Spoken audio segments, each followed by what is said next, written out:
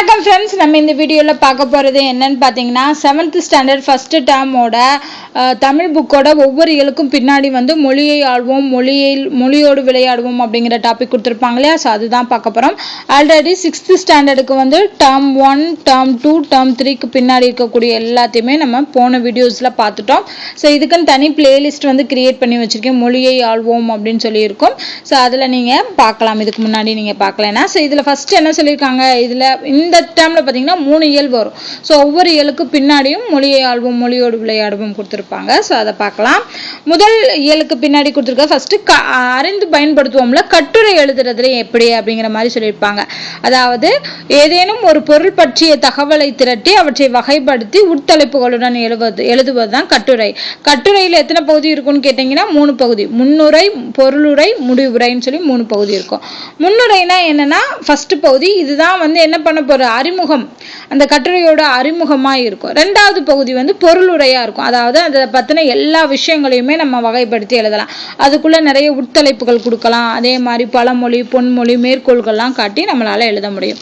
கடைசி பகுதி தான் முடிவுரை. இதுல நம்ம இது வரைக்கும் மேல கூடினதெல்லாம் கன்சாலிடேட் பண்ணி முடிவான ஒரு கருத்தை சொல்றதுதான் முடிவுரை. ஸோ இதை வச்சு ஒரு கட்டுரை எழுத சொல்லியிருப்பாங்க. ஜஸ்ட் இதை மட்டும் என்னன்னு தெரிஞ்சுக்கோங்க.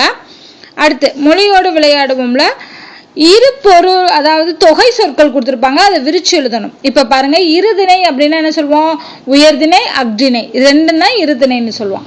அதே மாதிரி முக்கணினா மா பலா வாழை, முத்தமிழ்னா 3 தமிழ், அப்ப இயலிசை நாடகம். நாற்றிசைனா 4 திசைகள், வடக்கு தெற்கு கிழக்கு மேற்கு. ஐந்திணைனா 5 திணைகள், குறிஞ்சி முல்லை மருதம் நெய்தல் பாலை. அறுசுவைனா 6 சுவை, இனிப்பு புளிப்பு உவர்ப்பு, உவர்ப்புனா உப்பு தன்மை உள்ளது, கார்ப்புனா உரப்பு தன்மை உள்ளது, கசப்பு துவர்ப்பு. ஸோ இது 6 சேர்ந்ததான் அறுசுவை. ஸோ இதுதான் தொகை சொற்கள். அடுத்து இரு பொருள் கொண்ட ஒரு சொல்லால் நிரப்புக. ஒரே சொல்லுதான், ஆனா அது 2 டிஃப்ரெண்டான பொருள் தரும். இது நமக்கு சிலபஸ்ல உள்ள டாபிக். அரசுக்கு தவறாமல் வரி செலுத்த வேண்டும். வரிங்கிறது டாக்ஸ், அந்த மீனிங்ல வரக்கூடியது. ஏட்டில் எழுதுவது வரி வடிவம். நம்ம எழுதுறோம் இல்லையா, அது எல்லாமே வரி வடிவம்னு சொல்றாங்க. அப்ப இதுக்கு 2 மீனிங் இருக்கு. இப்ப பாருங்க, மழலை பேசும் மொழி அழகு, அந்த குழந்தை பேசக்கூடிய அந்த பாஷைங்கிறது அழகா இருக்கும். இனிமை தமிழ் மொழி எமது, அது ஒரு லாங்குவேஜ் அப்படிங்கிற மாதிரி சொல்றாங்க. அன்னை தந்தையின் கைப்பிடித்து குழந்தை டேஸ் பழகும். குழந்தை என்ன பழகும், நடை பழகும், நடக்கிறத சொல்றாங்க. அறிஞர் அண்ணாவின் சிறப்பு அவரது அடுக்குமொழி நடை, அவர் பேசக்கூடிய அந்த நடையே அழகா இருக்கும். நீ அறிந்ததை பிறருக்கு சொல், நம்ம சொல்றது இன்னொருத்தவங்களுக்கு, இது சொல்லு. எழுத்துக்கள் தொடர்ந்து நின்று பொருள் தருவது சொல். உழவர்கள் நாற்று நட வயலுக்கு சென்றாங்க, நாற்றை நட்டு வைக்கிறதுக்காக. குழந்தையை மெதுவாக நட என்போம், குழந்தைய மெதுவா நடந்து போன்னு நடக்கிறது சொல்லுது. அப்ப இதுல ஒரே சொல்லுதான் 2 மீனிங் தரக்கூடியதாக இருக்கும். அடுத்து பாருங்க, படிப்பும் பயன்படுத்துவோம்ல.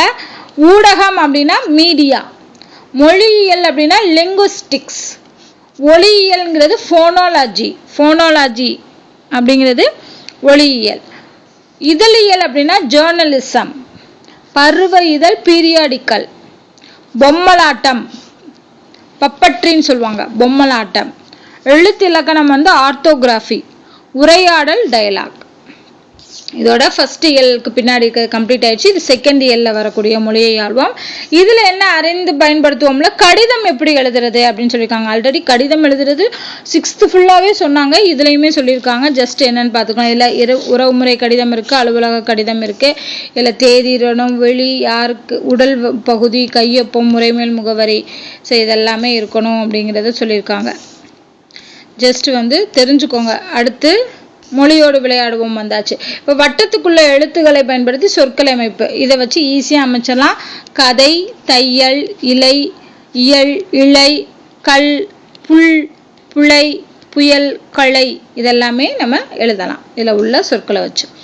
அடுத்து சொற்களை இணைத்து புதிய சொற்களை அமைக்க சொல்லியிருக்காங்க. இப்போ வாழை கூட்டல் காய் சேர்த்தோம்னா வாழைக்காய், வாழைக்காய். அங்க என்ன வருது, வல்லினம் மிகுந்து வருது. அதே மாதிரி இங்க இருக்கிறது சேர்த்து எழுதணும்னா குருவி கூடு, பறவை கூட்டம், அப்புறம் தயிர்ச்சோறு, அவரைக்காய்க்கு போட்டிருக்கோம். விளையாட்டு திடல், விளையாட்டு போட்டி, கொய்யாப்பழம் எல்லாத்துலேயுமே என்ன வருது? வல்லினம் மிகுந்து வருகிறது. அடுத்து விடுகதை கேட்டிருக்காங்க. மரம் விட்டு மரம் தாவுவேன் குரங்கல்ல, வளைந்த வாளுண்டு புலியல்ல, கொட்டைகளை கொறிப்பேன் கிளியல்ல, முதுகில் கோடுகளை உடையவன். முதுகில் கோடுகளை உடையது அணில். வெள்ளையாயிருப்பேன் பாலல்ல, மீன் பிடிப்பேன் தூண்டில் அல்ல, தவம் இருப்பேன் முனிவர் அல்ல கொக்கு.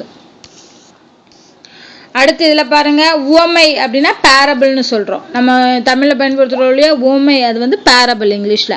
வனவியல்னா ஃபாரஸ்ட்ரி, இயற்கை வளம் நேச்சுரல் ரிசோர்ஸ், வன பாதுகாவலர்னா கன்சர்வேட்டர் ஆஃப் ஃபாரஸ்ட். அடுத்து ரொம்ப முக்கியமான டாபிக், அறிந்து பயன்படுத்துவோம்ல கொடுத்துருக்காங்க. அதாவது ஒரு தொடர்ல 3 பகுதி கண்டிப்பா இருக்கும் அப்படின்னு சொல்றாங்க. கண்டிப்பா இருக்காது, பட் 3 பகுதிகளாக இருக்கும். ஏன்னா சில இதுல வந்து செய்யப்படு பொருள் இல்லாம கூட வரும், எழுவாய் பயனிலை மட்டும் கூட வச்சு வரும். ஸோ அப்போ 3 பகுதிகளா அமையும். ஒன்று வந்து எழுவாய், இன்னொன்று வந்து பயனிலை, இன்னொன்று வந்து செய்யப்படு பொருள். இந்த 3 இருக்கிறது வந்து ஒரு தொடராக இருக்கும் அப்படின்னு சொல்றாங்க. அப்ப எழுவாய்னா என்ன, பயனிலைனா என்ன, செய்யப்படு பொருளா என்ன அப்படிங்கிறத பார்ப்போம். எழுவாய்னா என்னன்னா, அந்த தொடர்ல யார் எது எவை அப்படிங்கிற கேள்விக்கெல்லாம் பதில் சொல்றதுக்கு ஒன்று இருக்கும் இல்லையா, அந்த வினாவுக்கு விடையாக அமைவதுதான் எழுவாய். இப்போ எக்ஸாம்பிள் பாருங்க, நீலன் பாடத்தை படித்தான். யார் பாடத்தை படித்தான்? யார் பாடத்தை அப்படின்னா நீலன். ஸோ அப்போ இதுக்குரிய ஆன்சர் நீலன் வருதா? அப்போ என்ன வரணும்? அதுதான் எழுவாய். எழுவாய் மோஸ்ட்லி வந்து எல்லாத்துலேயும் இருக்காதுன்னு சொல்ல, பட் பெரும்பாலான தொடர்களில் முன்னாடி தான் வரும், பகுதியாக தான் வரும். பாரி யார் அப்படின்னா யார் பாரி, யாருன்னு கேட்குற சொல்லுக்கு ஆன்சர் வந்து பாரி யார் அப்படின்னு சொல்றாங்க. அப்போ பாரிங்கிறது. புலி ஒரு விலங்கு, எது வந்து ஒரு விலங்கு, எது வந்து ஒரு விலங்கு அப்படின்னு சொல்றோம் இல்லையா. அப்ப யார் எது எவைங்கிற கேள்விக்கு விடையாக அமைவதுதான் எழுவாய். அதே இது பயனிலை. பயனிலைங்கிறது என்ன, ஒரு தொடரை வினை, வினா, பெயர் ஆகியவற்றுள் ஏதேனும் ஒன்றை கொண்டு முடித்து வைப்பது பயனிலை. நார்மலா இது எங்க வரும்? விகுதியாக தான் வரும், முடிச்சு வைக்கணும் அந்த தொடரை. என்னன்னு கேட்கறது இல்லை, வினை, அந்த வினையை செஞ்சது யார், அந்த செயலை, அது என்ன செயல், அப்புறம் அதோட பேர் என்ன அப்படிங்கிற மாதிரி வர்றதுதான் பயனிலை. இப்போ எக்ஸாம்பிள் பாருங்க, கரிகாலன் கல்லணையை கட்டினான். கட்டினான் என்பது வினையை குறிக்குது. அப்ப கண்டிப்பா இது பயனிலை. அது மட்டும் இல்லாம இது முடித்து வைக்குது, இந்த தொடரவே முடித்து வைக்குது. கரிகாலன் கல்லணை அப்படின்னு இருக்குன்னா, இப்ப கட்டினான்னு சேர்த்தாதான் அந்த தொடர் முடியும். கட்டினான்னு எடுத்துட்டோம்னா தொடர் முடியாது இல்லையா. கரிகாலன் கல்லணையை அப்படின்னு நிற்கும். அப்ப இந்த கட்டினான்னு சேர்க்கும் போதுதான் அந்த தொடர் முடியுது. அப்படிங்கிற பட்சத்துல அது வினையையும் குறிக்கிறது அப்படின்னா அது பயனிலை. அடுத்து வினாவா வரும், யாரு, எப்படி, எங்கே, அந்த மாதிரி வினா சொற்களா வந்துச்சு அப்படின்னா அதுவும் பயனிலை தான். அதே மாதிரி முடித்து வைக்கணும். கரிகாலன் யார், கரிகாலன் ஒரு மன்னன், அது பெயரை குறிக்குது இல்லையா. அவனுக்கான கரிகாலனுக்கான ஒரு சிறப்பு பெயரை குறிக்குது மன்னன் அப்படிங்கிறது. அப்ப பெயராகவும் வரும். இதெல்லாமே பயனிலையில வர்றது. அடுத்து செய்யப்படு பொருள். யாரை, எதை, எவற்றை என்னும் வினாக்களுக்கு விடையாக அறிவு. அதாவது என்ன வேலை பார்த்தாங்க, படித்தான்னா எதை படிச்சான், எடுத்தது எதை எடுத்து வச்சாங்க, தந்தவர் எதை தந்தாங்க. ஸோ அந்த மாதிரி யாரை, எதை, எவற்றைங்கிற வினாவுக்கு பதிலாக வர்றது செய்யப்படு பொருள். இப்போ படித்தேன்னா கவிதையை படித்தேன், அதனால கவிதைங்கிறது செய்யப்படு பொருள். எடுத்தது யார், என் புத்தகத்தை. அப்போ எதை எடுத்தாங்க, புத்தகத்தை. நெல்லிக்கனியை தந்தவர் அதியமான். தந்தது யாரு, நெல்லிக்கனி. என்ன தந்தாங்க, நெல்லிக்கனி. ஓகேவா.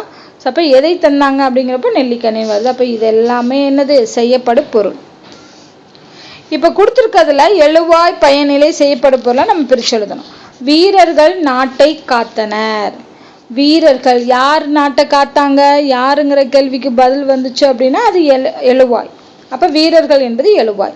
எதை காத்தார்கள், ஓகேவா. எதை அப்படிங்கிறதுக்கு பதில் வந்து செய்யப்படு பொருள். என்ன வினை பண்ணாங்க, அது முடிச்சு வைக்கிறது, முடித்து வைக்கிறது காத்தனர். அப்ப அது பயனிலை. அதே மாதிரி பொதுமக்கள் அந்நிய துணிகளை தீயிட்டு எரித்தனர். யாரு, பொதுமக்கள். என்னத்தை எரிச்சாங்க, எதை எரிச்சாங்க, அந்நிய துணி. அப்ப அது செய்யப்படு பொருள். என்ன பண்ணாங்க, அது வினை வந்து தீயிட்டு எரித்தனர் என்பது வினை, பயனிலை. கொற்கை துறைமுகத்திலே பாண்டியனுடைய மீன் கொடி பறந்தது. ஓகேவா? அப்ப யாருடைய மீன் கொடி அப்படிங்கிறப்ப பாண்டியனுடையது. அப்ப பாண்டியனுடைய மீன் கொடிங்கிறது எழுவாய். என்ன பண்ணாங்க, அந்த வினைங்கிறது பறந்துச்சு. அப்ப அது பயனில்லை. இங்க செய்யப்படும் பொருள் கிடையாது. ஓகேவா? ஏன்னா எதை பண்ணாங்க அப்படிங்கிற மாதிரி வரணும் இல்லையா? அப்ப கொற்கை துறைமுகத்திலேன்னு கொடுத்துருக்காங்க. கொற்கை துகம்ங்கிறது இடத்தை குறிக்கக்கூடியது. ஓகேவா? மேபி இங்க மீன் கொடியை வேணா சொல்லலாம். எதை பறக்க விட்டாங்க அப்படின்னு சொல்லலாம் இல்லையா? அப்ப மீன் கொடியை வேணா செய்யப்படும் பொருளாக சொல்லலாம். கொற்கை துறைமுகத்திலேங்கிறது வராது. ஏன்னா அது எந்த இடத்துல நடந்துச்சுங்கிற இடத்தை குறிக்குது. அடுத்து திருக்குறளை எழுதியவர் யார்? இங்க பாருங்க, திருக்குறளை எதை எழுதினாங்க அப்படின்னு வருது. திருக்குறள் எழுதினாங்க. அப்ப அது செய்யப்படும் பொருள். எழுதியவர்ங்கிறது எழுவாயை குறிக்குது. யாரு செஞ்சாங்க அப்படிங்கிறதுனால. யாருங்கிற வினா பயனிலையை குறிக்குது. அடுத்து கபிலர் குறிஞ்சிப்பாட்டை எழுதிய புலவர்ங்கிறது பயனிலை. என்ன எழுதினாங்கிறது, எதை எழுதினாங்கிறது குறிஞ்சிப்பாட்டு. அப்ப செய்யப்படும் பொருள். கபிலர் என்பது எழுவாய். ஓகேவா? சப்போ இந்த மாதிரி தான் எழுவாய் பயனிலை செய்யப்படும் பொருள். அப்ப நம்ம இதை ஞாபகம் வச்சுக்கணும். யார் எது எவைங்கிற வினாவுக்கு பதில் அடிச்சா அது எழுவாய். வினை வினா பெயர் இது கடைசியில முடிஞ்சு அப்படின்னா பயனிலை. யாரு எதை எவற்றை அப்படிங்கிற வினாவுக்கு பொருள் அடிச்சிச்சு அப்படின்னா விடையளிச்சிச்சுன்னா அது செய்யப்படும் பொருள்.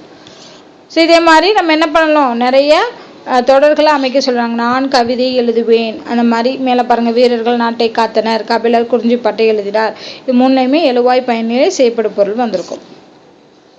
அடுத்து மொழியோடு விளையாடு. பாருங்க, இடைச்சொல் ஐயை சேர்த்து தொடரை மீண்டும் எழுதுக அப்படின்னு சொல்லியிருக்காங்க. வீடு கட்டினானோட ஐ சேர்த்தோம்னா வீட்டை கட்டினான். ஐ வந்துச்சுன்னா கண்டிப்பா அதுக்கப்புறம் என்ன வரும், வல்லினம் மிகுந்து வரும். ஏற்கனவே நம்ம வீடியோல பார்த்தோம் இல்லையா? இரண்டாம் வேற்றுமை உருவான ஐ வரும்போது ஐ வந்துச்சு அப்படின்னா வெளிப்படையா வந்துச்சுன்னா அது என்ன ஆகும், கண்டிப்பா அதுக்கு அடுத்து வல்லினம் மிகுந்து வரும். அப்ப கடல் பார்த்தால் அப்படின்னா கடலை பார்த்தாள். புல் தின்றது புல்லை தின்றது. கதவு தட்டும் ஓசை கதவை தட்டும் ஓசை. பாடல் பாடினாலும் பாடலை பாடினாள். அறம் கூறினார்னா அறத்தை கூறினார்.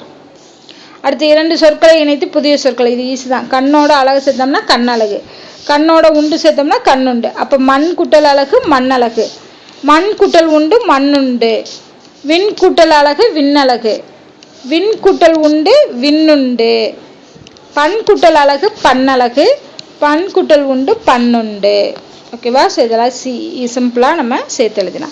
நூலகம் அகம் என முடியும் சொற்கள். நூலகம், தாயகம், வானகம், பயிலகம், காப்பகம், ஆய்வகம்.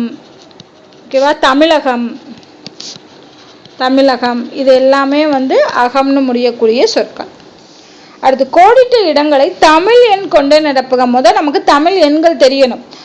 கா மாதிரி இருந்துச்சுன்னா 1, 2க்கு ஊ, 3க்கு ஞா மாதிரி அதில் பாதி, சா மாதிரி வந்துச்சுன்னா 4, ரூனா 5, சானா 6, ஏனா 7, ஆனா 8, கூல பாதி தான் 9, 0க்கு 0.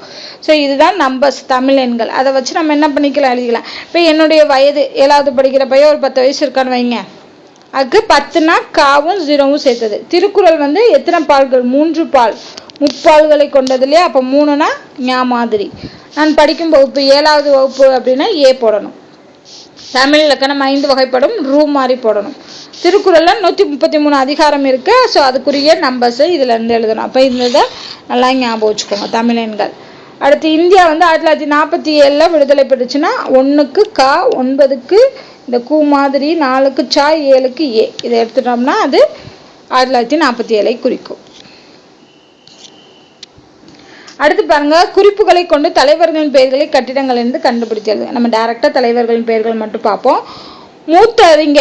மூதறிஞர்னு கொடுத்துருக்காங்க ராஜாஜி. வீரமங்கை வேலுநாச்சியார். பாஞ்சாலங்குறிச்சியோட வீரன் கட்டபொம்மன். வெள்ளையரை எதிர்த்த தீரன் சின்னமலை அவரோட பேரு. கொடிக்காத்தவர் திருப்பூர் குமரன். எளிமையின் இலக்கணம் காமராசர். தில்லையாடியின் பெருமை தில்லையாடி வள்ளியம்மை. கப்பலோட்டிய தமிழர் வ.உ. சிதம்பரனார். பாட்டுக்கொரு புலவன் பாரதியார். விருதுப்பட்டி வீரரும் காமராசர் தான், விருதுநகர். கள்ளுக்கடை மறியல் பெண்மணி நாகம்மை. மணியாட்சியின் தியாகி வந்து வஞ்சிநாதன். ஸோ இது எல்லா பேர்களுமே இங்கே இருக்கும், அதை நம்ம எடுத்து எழுதணும். ஃபைனலாக பாருங்கள், இந்த 7th ஸ்டாண்டர்ட் 3rd இயலோட கடைசியாக கதை பாடல் அப்படின்னா பேலட்னு சொல்கிறாங்க. துணிவுனா கரேஜ், தியாகம் சாக்ரிஃபைஸ், அரசியல் மேதை வந்து பொலிட்டிக்கல் ஜீனியஸ்ன்னு சொல்கிறோம், பேச்சாற்றல் வந்து எலக்வேஷன், ஒற்றுமை யூனிட்டி, முழக்கம் ஸ்லோகன், சமத்துவம் ஈக்குவாலிட்டி. ஸோ இதோட வந்து 7th ஸ்டாண்டர்டோட டேர்ம் 1 வந்து கம்ப்ளீட் பண்ணிட்டோம். ஸோ இதே மாதிரி டேர்ம் 2 டேர்ம் 3 வந்து நெக்ஸ்ட் வீடியோவில் பார்க்கலாம். ஸோ இந்த வீடியோ உங்களுக்கு பிடிச்சிருந்தா லைக் பண்ணுங்கள், ஷேர் பண்ணுங்கள், மறக்காமல் நம்ம சேனலை சப்ஸ்கிரைப் பண்ணுங்கள். நன்றி.